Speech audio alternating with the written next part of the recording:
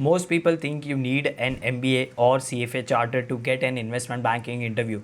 That's not true. You don't need more degrees, you need a right strategy to get these interviews. 3 years ago, I was into equity research and I wanted to get into investment banking. And when I asked people how to get into it, most of them said, do CFA, it's going to be a golden ticket for investment banking.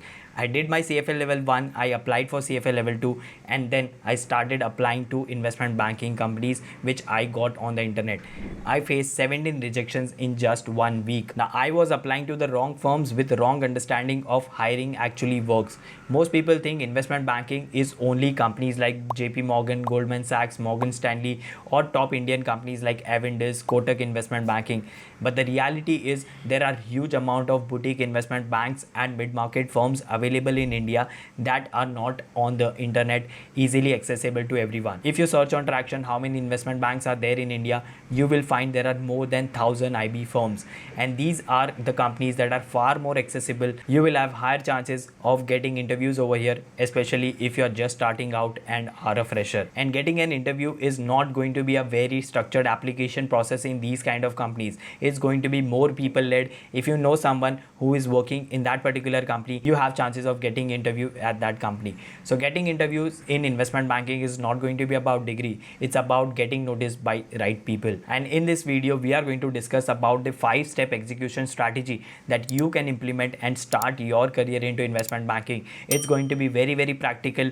Every step is going to be detailed explanation of how to implement it, and finally we'll share this 5-step execution resource which you can download and use it for your own reference to start implementing upon it. So hello there, my name is Karan Team. I am an ex-investment banker turned founder, and through Encoding Careers we help you break into investment banking the right way. So step number 1 of this entire strategy is target the right firm and right people. If you're starting your application process and want to get interviews for investment banking, don't start with bulge bracket banks like Goldman, JP's, Morgan Stanley, Jefferies, big Indian investment bank. Start with boutique investment bank, small mid markets, where you are reaching out to associate and AVP level professionals who are working over there. Here we need to unlearn that at the first point we need directly interviews. First we need to focus upon building our network, knowing people who are there in the industry, and then once you are surrounded by people who are there into the industry, interviews will start coming to you. Now why do we not target the bulge brackets?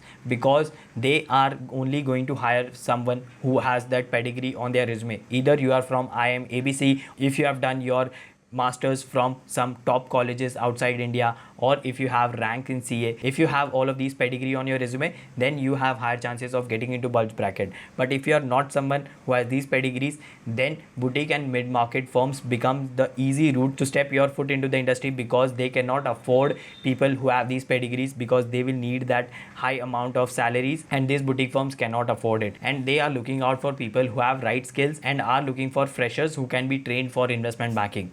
So that is why we are going to apply to these small boutique investment banks. So our first goal is to enter into the industry, not the biggest firm, right? So if you step your foot into IB, you can easily swim into it and you can make more connections. You can leverage those connections and get on the higher side of the entire journey. So that's where we first need to know people who have already done the work and got into the industry, so that we can also follow the and step our foot as well. So after we have understood who are the right people, which are the right firms that we need to target, we need to reach out to the people who are working over there. We are going to reach out to associate and AVP level professionals who are there in this boutique investment banks. Here we are not going to send out message like, hi sir, can you refer me? Hi ma'am, can you refer me? These type of messages will not get a reply. Most of the DMs that I get in my inbox, hello Karan, I have done XYZ, I am from MBA college, I have done CFA, I have these all skills, I have worked financial modeling, and then they finally ask me for a referral or an opportunity that I have in my network. Here your approach might be okay, that you know me, I have been in the industry, I might have someone where I can refer you, but I personally don't know you, right? I don't know if I give you this opportunity you might be able to work or not, because referring someone puts their credibility online. If I refer today any candidate that just sends out this referral message to me and then they are not able to perform on the job, then it hampers my profile, that what kind of candidate this did Karan refer us? He or she is not able to do their best on the job, and this is not valuable for our company. So that's where when someone is referring you, they will only make sure to refer you when you have showcased your credibility, where you have showcased your skills, because anyone can go on ChatGPT, create this entire DMs where they highlight their financial modeling skills or their MBA CFAs, even if they don't have these skills. We know that what we don't need to do. So what we should do is start a conversation, right? So starting a conversation means getting to learn about themselves, getting to know about the other person, right? Your first message that you send out to the other person should be to know more about them, getting their time to understand how did they get into investment banking, what are the roles and responsibility they perform, what kind of deals they work upon, what their company does, right? So when you are ready to listen to them, when you're ready to take advice like a mentee, then they would be more than happy to have this conversation. Now here also, it's very important to understand that not everyone is going to reply, but rather than focusing upon directly asking DM, this strategy would be 100 times much better, because people would be helping out someone who is ready to help themselves by taking advice rather than directly seeking a transactional relationship.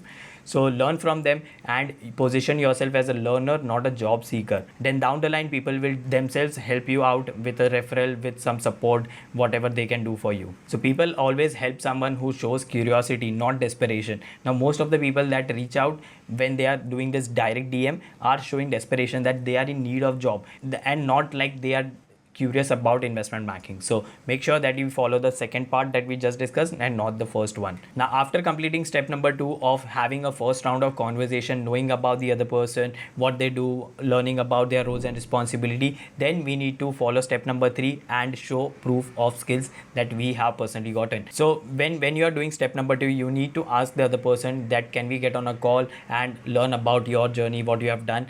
And after the call gets done, you can ask them that if I share you some of the work that I've done, would you be open to share your feedback upon it, right? So here you are not sharing your certificates or your resume. This is indirect way, right? You are not directly asking for reference, but you are building credibility and trust, right? And that's what gets valued down the line. So certificates are not going to prove your capacity, right? Your project work will do that. So share your financial models, industry reports that you have done, some of the deal summaries that you have worked around. Now when you share these projects, ask for feedback, and this will build you the trust and confidence that okay, you have shared your projects. That means that you are definitely curious, you have put in efforts into doing these kind of mock projects. So that highlights that when you are going to get some work, you can do that as well. So here I understand that most of you all will not have work or projects that you can do, that you can share to these investment bankers while having conversation. So here we have created some mock projects that you can download for yourself as a reference. You can work upon your own projects, and further then you can share the projects that you have worked for getting feedback upon it. So if you want to download these mock projects, there is link in the description. You can download it for free and make the best use of it. So it's very important to understand that when you show your work, you don't need to convince someone that I can do this or I can do that, which most of the people try to do when they are sending out message. Because your work, all the projects that you share with them, it's visible that yes, you have put in efforts, and then it's a proof of your skills. So projects are more valuable than certifications and just mentioning in the chat. So that's about step number 3, where we build that proof of trust and confidence in the other person that these are our skills. And now we are going to work upon step number 4, which is CV alignment and asking for referrals. Now here we need to make sure that after sharing the projects, after getting feedback, we have implemented whatever they have said and then shared the final version with them. And once they say these projects look good, then you can share your resume with them, that this is the resume that I've created. If you have someone in your network or in your company that is looking out for position that would be relevant to the skills that I have, the project work that I have done, and give my best to the interview, that you could align for me. This way you are asking for something that is relevant to your profile. And here you need to mention that there would be no pressure. If you don't have any, it's not at all problem. You can just share your feedback on the resume. So you are giving them option. Either if they have someone in their network who is looking out for job, he or she might refer you. You are asking for feedback on the resume. So they have two options, right? When you give someone an option, then it feels very comfortable to them that all right, if this not, then I can do this for you. When you are sharing your resume, make sure that all the finance related work is highlighted on the top. Then all the bullet points that you have highlighted in your resume related to the projects, the work, are all quantified, and you have highlighted relevant skills, makes the other person understand that all right, I can share this resume ahead. So we have shared this resume related template, some section details once again on our platform in the resources. Now if you are downloading the project that we mentioned earlier and want to download this resume related resources, that is also available on the platform. The link is once again in the description. You can download these resources as well, so that you can make your resume aligned to investment banking. The standard format template that you need to use is also given there, so that you can start putting all the information in that template, make it aligned to investment banking. So with right CV, you can now ask for referrals with the people that you have connected, but remember that you need to first build that trust and confidence in the other person before moving on to step number 4. So that's about step number 4. Now after you have shared your resume, after someone has referred you, now the final step number 5 is your first round of interview, which most of the boutique firms will have like a conversational round where you are being tested upon your understanding for investment banking.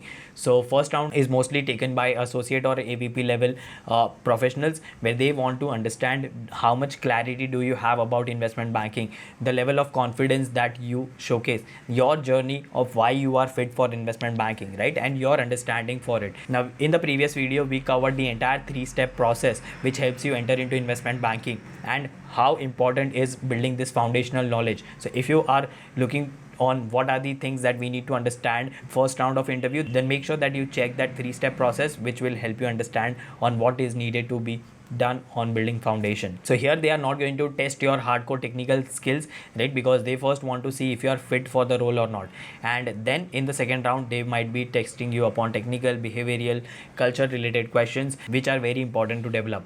Now if you can't communicate clearly, you won't reach the technical round. So make sure that you practice this first round of conversation with your friends, with your family members, and when you get this call from investment bankers, you are ready for it. Now once you clear the first round, you will be going to second round, and once you do that, then you are good to step into the industry. So summarizing the 5-step process to get investment banking interviews: first we need to build right connections at right firms.